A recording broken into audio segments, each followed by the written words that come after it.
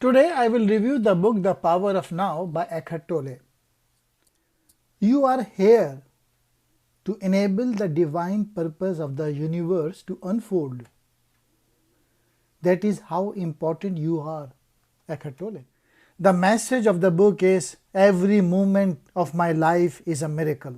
The author said that our mind causes our problem, not other people, not the world out there. When a person reaches advanced levels of spirituality, extraordinary capacities begin to blossom of love, intuition, perception, communication. It is in now we can find our true self. What is now?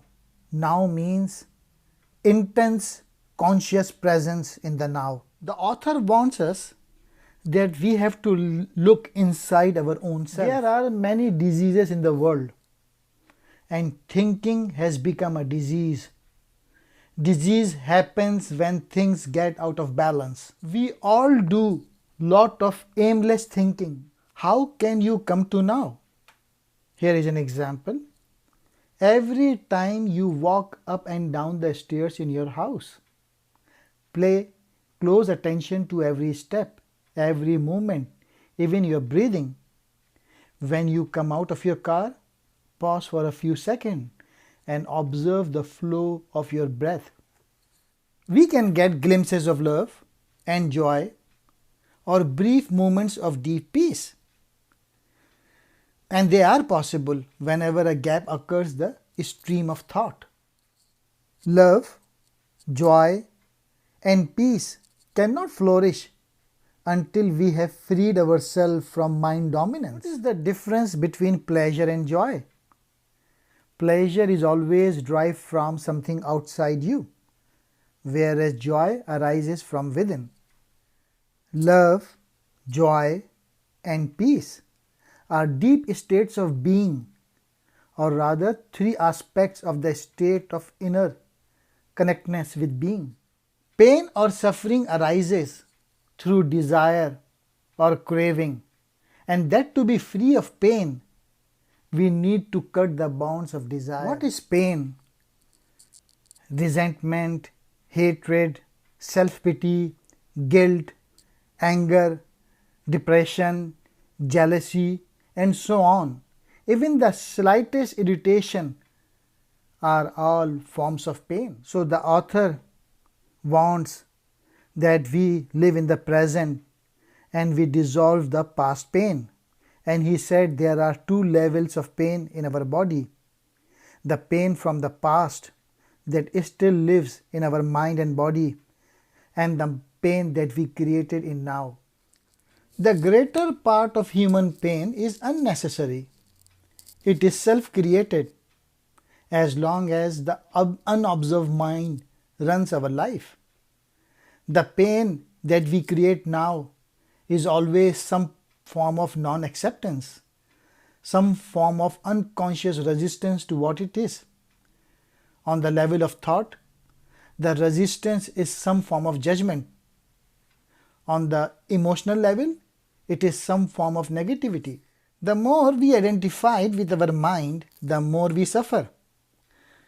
The more we are able to honor and accept the now, the more we are free of pain and suffering. The present moment is all we have. We have to make now the primary focus of our life. We have to say yes to the present moment. Whatever the present moment contains, accept it. Always work with it, not against it. Make it your friend and ally, not your enemy. This will transform our whole life. When we are unable to access the power of now, every emotional pain that we experience leaves behind a residue of pain that lives on us. Whenever there is anger, there is always pain underneath. Whenever there is a dark mood or negative thinking, our thinking has become aligned with the pain body. and we have become unconscious and vulnerable to the pain's body's attack. Stay present and continue to be the observer of what is happening inside us.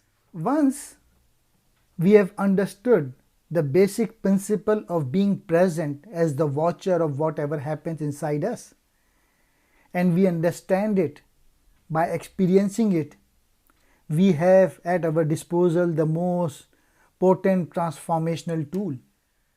What message is the body receiving continuously from the ego? The false mind-made self. Danger. I am under the threat. And what is the emotion generated by this continuous message? Fear, of course. The compulsive need to be right in an argument and make the other person wrong, defending the mental position with which we have identified, is due to the fear of death. If we identify with a mental position, then if we are wrong, our mind-based sense of self is seriously threatened with annihilation. So our ego cannot afford to be wrong. To be wrong is to die. Power over others is weakness disguised as strength. True power is within. As long as the egoic mind is running our life, we cannot truly be at ease.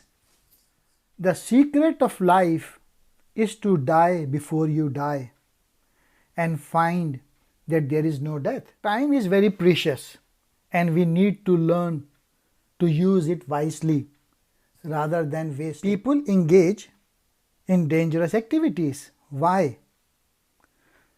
So that it forces them into the now. When you are completely present in now, no suffering. Rumi, the great poet and teacher of Sufism, said, "Past and future veil God from our sight. Burn up both of them with fire." Be present as the watcher of your mind, of your thoughts and emotions, as well as your reactions in various situations. The enlightened person, the spiritual person, always focus on now. Unease, anxiety, tension, stress, worry, all forms of fear are caused by too much future and not enough present. Guilt, regret, resentment, grievances, sadness, all form of non-forgiveness are caused by too much past and not enough presence. Focus your attention on the now and tell me what problem you have at this moment. Neither failure nor success has the power to change your inner state of being. Can anxious thought add a single day to our life? The pollution of the planet is only an outward reflection of an inner psychic pollution. Millions of unconscious individuals not taking responsibility for their inner space. What is going on inside me at this moment? Look and observe people around you who have a strong tendency to hold on to the past. Feel the power of this moment and the fullness of being. Feel your presence. The only thing that is ultimately real about your journey is the step that you are taking at this moment. That's all there ever is. Your life's journey has an outer purpose and an inner purpose. The outer purpose is to arrive at your goal or destination to accomplish what you set out to do, to achieve this or that, which of course implies future. Your outer journey may contain 1,000,000 steps. Your inner journey only has one step, the step you are taking right now.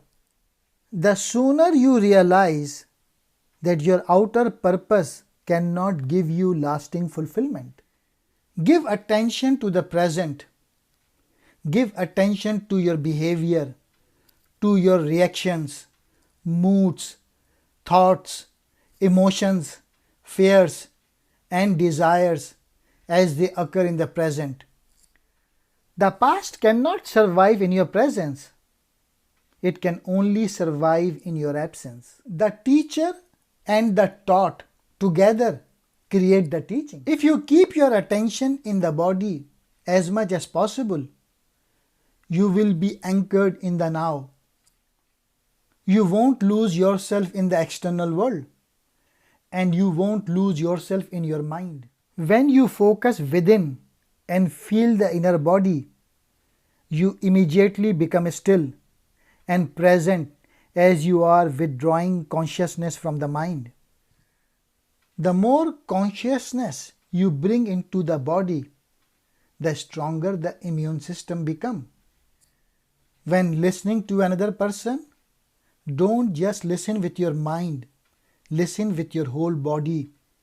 Feel the energy field of your inner body as you listen.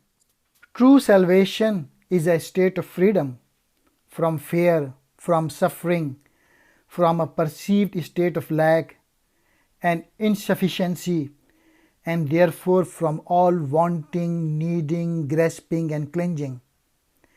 It is freedom from compulsive thinking, from negativity, and above all from present and future as a psychological need.